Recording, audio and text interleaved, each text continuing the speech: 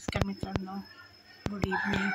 मित्रांनो काय म्हणताय? काय नाही, हे मला आमचं चालले काम. मला तर बोलू वाटत नाही, काय नाही, नुसतं आराम करावं वाटतंय. असं वाटतं तुम्ही घरचे कामं केले तरी चालेल, कसे बसे कामं केले. आता हिमांशूने आमची दिवाबत्ती केली बघा, देवाचा दिवा वगैरे लावून झालेला आहे.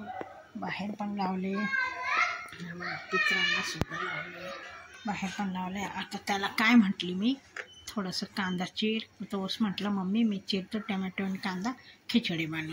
मग आता म्हटलं कांदा आणि चिरून ठेवा. आमचं हिमांशू टमॅटो चिरतोय, कांदा कोथिंबीर वगैरे सगळं चिरणार आहे. मी फक्त फोडणी देणार आहे, भात करणार आहे, मसाला भात नाही तर खिचडी भात. आणि त्याच्यानंतर दवाखान्यात जाणार आहे. आता बघा 7:30 झाले आणि तिथे काय आहे, डॉक्टरकडे 9-10 वाजेचा नंबर चालू असतं. आपण जायचे 1 तासाने नंबर येतं. तर मी उशिराच जाणार आहे 9 वाजता, म्हणजे तोवर पेशंट सगळे चालले जातात. आणि काय असतं, तिकडचे जवळचे लोक असतात ना, तर ते नंबर लावून चालले जातात आणि नंतर हळूहळू येतात एक एक. मग त्यांचे आधी नंबर असतं, मग आपण बसलेले असतो. म्हणून त्या हिशोबाने मी 9:30 जाणार आहे, तर पेशंट पण कमी होते आणि आपला नंबर पण लागेल, म्हणजे जास्त वेळ बसावं नाही लागेल. कारण मला बसवलं पण वाटत नाही, आराम नुसतं लोळायला. आता वॉमिटिंग पण झाली आहे मित्रांनो, लई डोकं दुखत होतं. आता काही करू वाटत नाही. 2-3 दिवस झाले असं झालं, तोंड पण कडू झाले. आता म्हटलं काय करावं, तर आता म्हटलं जाऊ द्या. तर हिमांशी म्हटलं आता तनुचे पप्पा आल्यावर मी दवाखान्यात जाणार आहे. आणि इथून दवाखाना आमचा 2-2.5 किलोमीटर लांब आहे. दवाखाना आहे त्याचा गुण लागतो, म्हणून आता आम्ही तिकडेच जाणार आहे. आज पाऊस पण बंद झाला आहे आणि बाहेर गल्लीतले मुलं खेळायला लागले. तनिष्का पण खेळते आहे मित्रांनो. तर चला बघा आमचा हिमांशू काय करतो आहे. हिमांशूने आज माझ्या घरची साफसफाई केली आहे.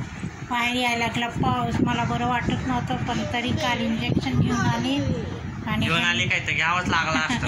तर घरात कोसारा आहे, बाहेर यायला लागला पाऊस. तर आज फ्रीजचं पण साफसफाई केली आहे.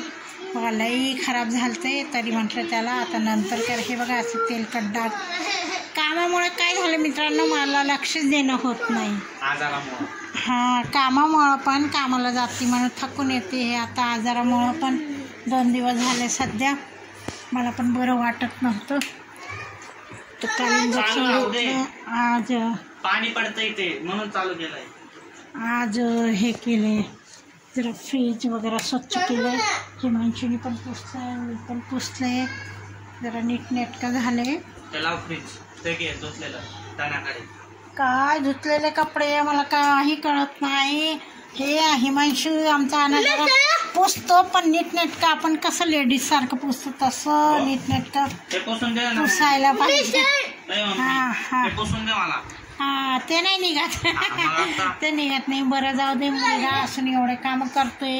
प्रॉब्लेम सभी के साथ, सिर्फ नजर एक ही है बात. पण काय आज 12, 12:30, पावणे 1 झाले. मला जेवण सुद्धा नाही, आज नाश्ता पण नाही घरी. आता मी केले भाकरी आणि काय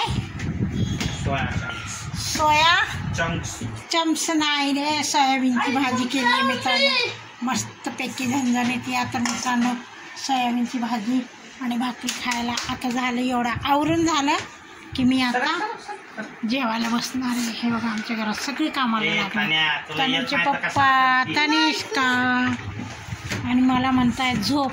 आता खरं झोपले जाईल. तेलचा डबा पण संपला, तेलाचा डबा त्यांनी काढून ठेवले, तेल वगैरे. आज थोडंसं किराणा बघा. आणि आज काय मी सुट्टीच टाकली होती कामावरून, सुट्टीच टाकली होती. पण काल काय झालं, 12 वाजेपासून तुम्हाला बिलकुल उठता येत नव्हतं. इतके हातपाय दुखत होते, इतक्या हातपाय पण दुखत होते. थंडी वाजून आता पण थोडीशी आहे कणकणी, पण काय करावं काम.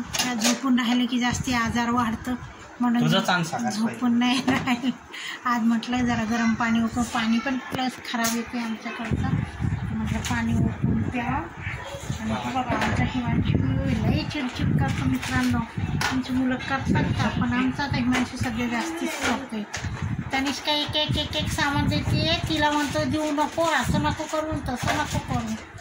पोरगीने काय करायचं सांगा बरं मित्रांनो. हा गप्प बसा, गप्प बसलं तरी चालत नाही, काम केलेलं चालत नाही. बघा आता कसलं ऊन आले भयंकर, असं ऊन येते आणि एकदम बदाबद पाऊस येते.